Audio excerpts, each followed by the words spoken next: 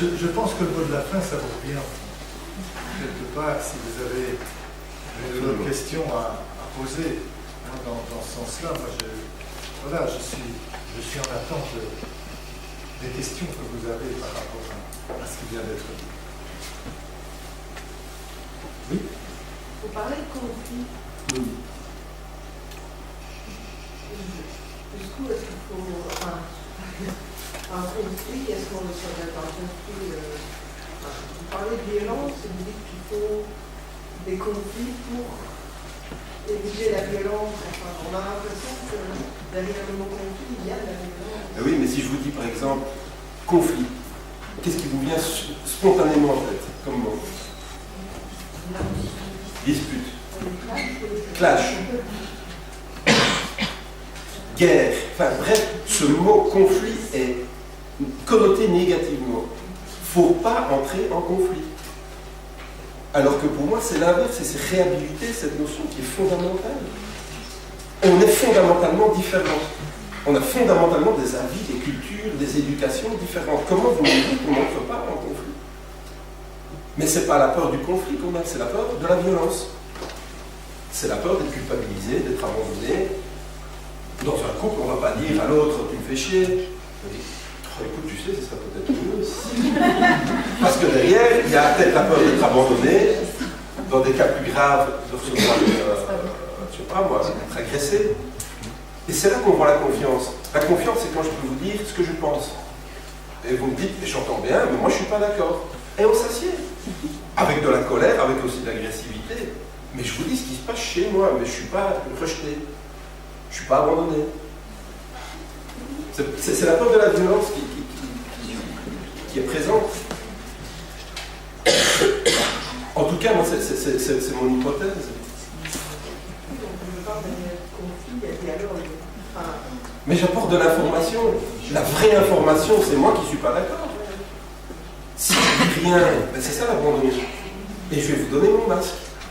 Je vais faire. Ça, c'est pas du sourire. J'ai appris ce masque très petit, hein. Puis je vais lâcher une fin. Eh oui, t'as raison. Eh oui. Et je vais montrer un masque. Et si je suis en confiance, je vais vous montrer un autre masque, qui est celui qui n'est pas d'accord. Ou de l'ambivalence. Je sais pas. Et c'est pour ça que cet d'apprivoisement, pour moi, est capital. C'est pour ça que quand je vous dis, quand je commence un groupe, je suis intimidé, parce que je sens toutes mes peurs. Évidemment, dès le départ, il y a des peurs, j'ai peur d'être méprisé, d'être culpabilisé. Vous voyez toujours, il y a des gens sympas, des gens pas sympas. Les gens sympas, c'est ceux qui répondent aux besoins de sécurité, de valorisation et d'amour. Et quand je commence un groupe, je commence cette soirée avec vous, j'en vois qui sont. Voilà. Et là, je sens subtilement, il y a des petites peurs qui montent là. Et je pourrais voir une subtile violence et se dire, tiens, je vais regarder plutôt de ce côté-là. Et alors, qu'est-ce qui va se provoquer? C'est que de ce côté-là, il y aura un sentiment d'abandon. Ils vont vraiment souffrir, soit il y aura de la trahison, du mépris, etc. C'est très subtil. Hein. C'est très subtil. Or, on n'y fait plus attention, on est dans la routine. Mais ces violences, vous habitent tout le temps, moi, elles m'habitent tout le temps. Et j'essaie de plus en plus de les apaiser. Parce que ça reste aussi un tabou dans l'école de se dire, ben oui, il y a eu de la violence. Ou dans des institutions de jeunes difficiles, dire, je l'ai empoigné, je l'ai mis au... On n'ose pas le dire, hein, ça, on ne va pas le dire. J'ai frappé mon gamin, j'ai mis au mur. Ah non, tout va bien, tu sais, oui, il a un peu pleuré cette nuit. Parce que personne n'est violent, il n'y a pas de violence. Et je pense que ce qui fait mettre du sens, c'est quand il y a cette confiance qui permet d'avancer ensemble, et dans une école, professeurs et élèves. Parce que nos difficultés intéressent les élèves. Ils ne les connaissent pas, ils ne savent pas ce que les professeurs disent. Et inversement, la direction non plus. Et les parents n'en parlons pas. Toutes ces sphères-là devraient se rencontrer ensemble. une journée, il y a des journées qui peuvent être consacrées rien qu'à vivre ensemble dans l'école. Il ne faut pas de grands théoriciens. Les grands théoriciens, c'est les acteurs de terrain, ce sont les parents qui voient les enfants rentrer tous les jours, qui ont vu ce qui s'est passé. Mais ils n'osent pas le dire parce qu'il n'y a pas ce cadre de confiance. Le danger, c'est qu'ils abandonnent le corps professoral, qu'ils se mettent ensemble, qu'ils se planifient. Et alors, ils vont se planifier, et puis c'est le même mécanisme, hein, bouc émissaire, ça sera les profs, etc. Mais tant qu'on ne se remet pas ensemble, comme l'initiative qu'ont fait les mamans aujourd'hui, j'espère que ça pourra aboutir sur une journée, professeurs, élèves, parents, quelles que soient les années, partager une situation difficile, ce que je fais dans un petit groupe, puis les parents, et puis on va remettre du sens, et la direction va avoir des informations, les professeurs, on va commencer à pouvoir sortir de l'impuissance un peu plus. Et surtout pas que ça soit parfait, parce que si vous êtes dans la perfection, c'est une violence. La perfection, c'est une violence. Vous êtes dans la toute-puissance. Toute-puissance, impuissance, manichéisme. Et c'est ce qui nous a dit. Je ne sais pas si je réponds.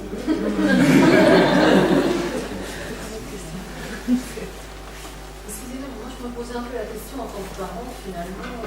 Bon, tout ce que j'ai entendu ce soir, c'est vraiment de belles choses, c'est vraiment, finalement c'est très important. Mais en tant que parent, quand on voit ce qui se passe dans une école, dans la propre école de son enfant finalement, mais on est un peu tout seul aussi, on est quelques parents, éventuellement on pourrait essayer de faire quelque chose, mais s'il n'y a pas l'ouverture de l'autre côté, moi je ne vois pas très bien comment arriver finalement à mettre en place des situations de conflit finalement, enfin de pouvoir ouvrir une discussion ou quelque chose, parce que c'est un peu moi, je suis un peu venue ce soir parce que moi en tant que parent j'aimerais bien voir finalement comment faire finalement pour on est un peu dans une situation un peu particulière quoi, je vois pas comment je pourrais, je veux pas aller devant dans ma directrice et lui dire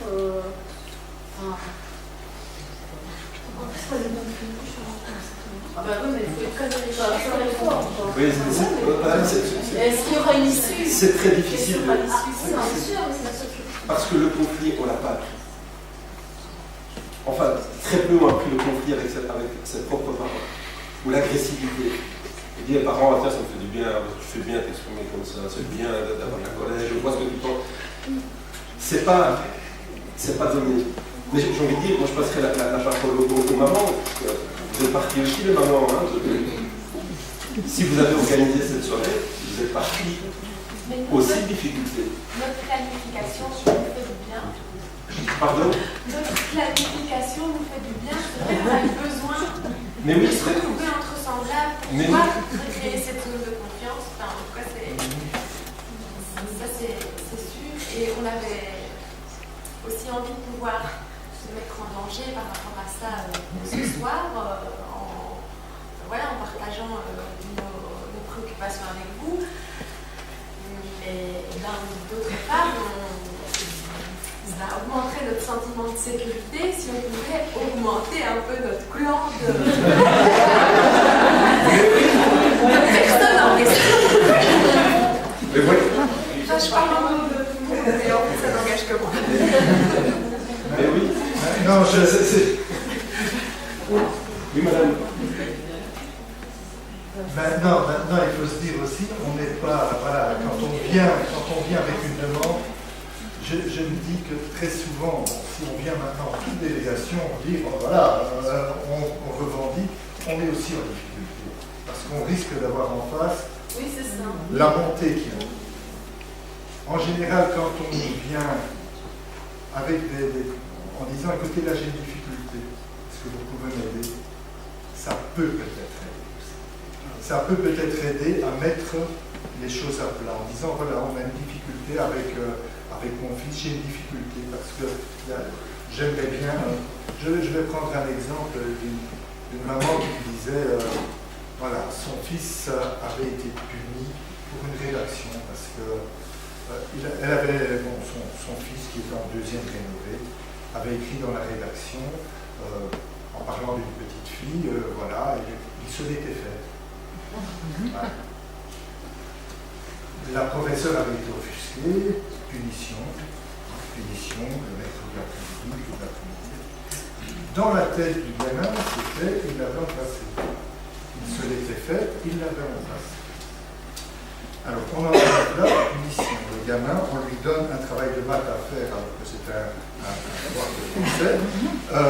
Bon, d'abord, pour un devoir, on peut se poser la question. On lui met un travail à faire, c'est un travail pour la troisième, il est en deuxième, il n'arrive pas à terminer. Repunition parce qu'il n'a pas terminé. Quand on en arrive là, je dis, ben, il faut, écoutez, j'ai un problème. Aller près de la direction, je pense que dire, il y a un problème, je n'arrive pas à éduquer mon fils dans cette réflexion au niveau des sanctions et j'ai peur qu'on aille dans l'escalade si on ne met pas les choses à plat. C'est peut-être parler en termes de difficultés qu'on ressent plutôt qu'en termes d'opposition qu'on peut comprendre. Et je crois qu'à certains moments, les enseignants ne sont pas conscients. Ils ne voient pas ça, ils ne comprennent pas toujours, ils montent dans la colère. Et ce qui est dangereux, c'est toujours ça, c'est que quand on est dans un système où c'est celui qui se sent agressé qui sanctionne, on est plus dans la vengeance que dans la justice. Et là, je pense que reparler avec un tiers, peut-être avec un directeur, et en disant « Voilà, moi j'ai un problème, est-ce que vous pouvez m'aider à le régler ?» Je pense que ça peut aider peut-être. Voilà, si j'étais, moi, c'est en tant que papa que je réagirais de cette façon-là, un conseil vis-à-vis de quelqu'un qui vient de... Je ne sais pas si j'ai répondu à la question. Je pense que oui, parce que je pense que qu'on a réponse. J'ai envie de dire, l'impuissance, c'est une impasse. Dans l'impuissance, vous êtes dans la violence. Pourquoi? Parce que qui dit impuissance, dit à ce moment-là que cherchez un bouc émissaire. Et vous allez voir plus loin. Et vous êtes dans l'humanisme, c'est la faute que tu le dis. Et on n'en sort pas. Et je pense que les mamans qui ont fait ce collectif, elles sortent de l'impuissance, elles remettent du sens. Mais c'est pas encore gagné. Je ne sais pas comment elles vont avancer. Elles commencent ce cycle de conférences avec les professeurs aussi. Il y a des dangers qui diminuent, on commence à se dire, ça va venir. Mais c'est le premier pas de sens. Ce qu'elles font, c'est une démarche de sens, de lien. Pour moi, elles sont plus dans, enfin, elles sortent de la violence, de la puissance, parce que c'était impossible. Nous, ça reprend vraiment beaucoup de choses. C'est très bien parce qu'en fait, ça on est un peu dans cette situation aussi de mépris. Enfin, voilà, donc, mais oui. En fait, on n'arrive pas à être en conflit. C'est un peu. Mais le danger, c'est. C'est exactement. On est dans le choix où finalement, soit on va rentrer dans le conflit, revivre dans le conflit. Encore une fois, pour arriver dans le conflit, tu devrais. On ne voit plus de solution. On abandonne. Et c'est ça qui fait peur, c'est maintenant, c'est ce qui fait peur, c'est que les gens abandonnent.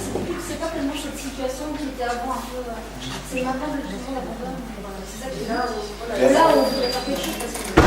C'est vraiment vicieux parce que vous abandonnez et parfois on s'abandonne.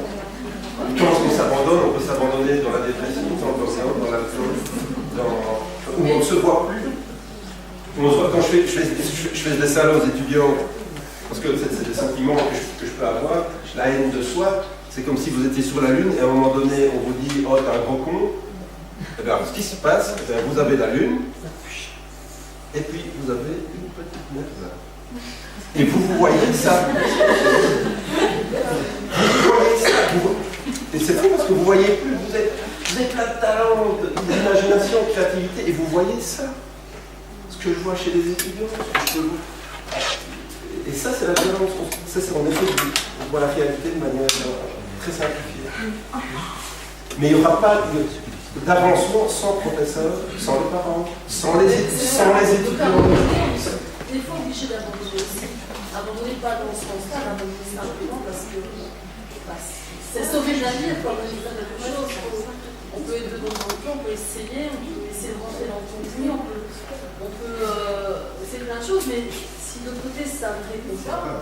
Puis alors, c'est la direction, elle cherche la perfection, c'est exactement ce que je dis, donc la toute-puissance et Dieu serait. Vous êtes dans la puissance, mais encore plus, la direction cherche la perfection.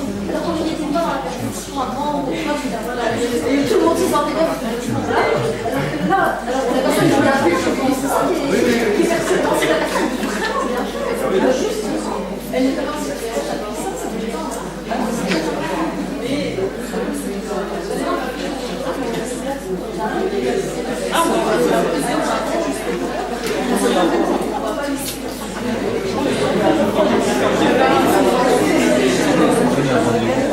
N'hésitez pas peut-être à prendre la parole pour qu'on puisse bénéficier. C'est de l'intelligence collective. Parce que ça va être un subtil abandon. On va se dire, ah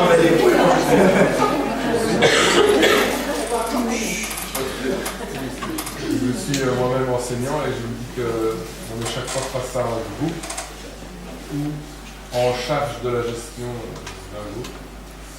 Mais on ne connaît pas, on n'est pas assez formé sur la dynamique du groupe. Enfin, voilà, j'ai appris des choses aujourd'hui, ça me donne envie de me former. Et finalement, c'est un peu comme un tsunami quand les conflits comme ça, même internes au groupe, débordent et puis hop, on est face à ça, on ne sait pas décoder en une minute ce qui s'est passé, alors que parfois ça pourrait permettre d'apaiser les choses.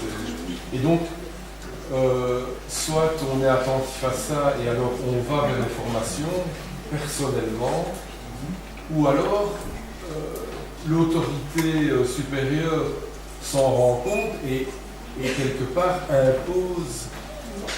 Maintenant, j'aime parler de ce terme d'imposer, mais au moins propose à tout le monde, et tout le monde a eu au moins une fois cette possibilité d'aller vers des formations comme ça. Et j'ai envie même de préciser, tu vois, pas de formation. Moi, je pars du principe que les enseignants, ils savent très bien communiquer. Par contre, c'est la prise de conscience que quand tu communiques, quand tu n'es plus en lien et que tu es dans de la violence, que tu ne vois plus l'étudiant, tu vois, qui chahute ton cours, qui fout le bordel. La fois dernière, j'ai eu le cas, j'invite dans mon groupe 70 étudiants, j'invite une dame à parler de le bien-être, etc. Première heure, c'est chahut, quoi. Donc je suis arrivé, j'ai écouté, j'en ai marre, ça me convient pas du tout, ras-le-bol, quoi. Qu'est-ce qui se passe? En gros, toujours la même chose, quoi. Et puis j'ai pris 10 minutes avec les délégués, donne-moi des infos, qu'est-ce qui se passe? Puis elle me dit, écoutez, on sait qu'on a une classe difficile, il y a eu les attentats de Paris la veille, il y a des Parisiens dans la classe. Votre cours, monsieur, vous avez proposé un travail, et j'ai oublié de faire le contrat avec cette classe-là. Vous nous présentez un travail, on n'en peut plus. C'est le 10e travail que vous proposez, donc j'ai réinterrogé ça. Mais si tu vois que je ne l'interroge pas, j'aurais pu, mon premier réflexe, je viens dans la répression, tu vois, c'est le panzer. Je dis, maintenant c'est comme ça, le premier qui m'ouvre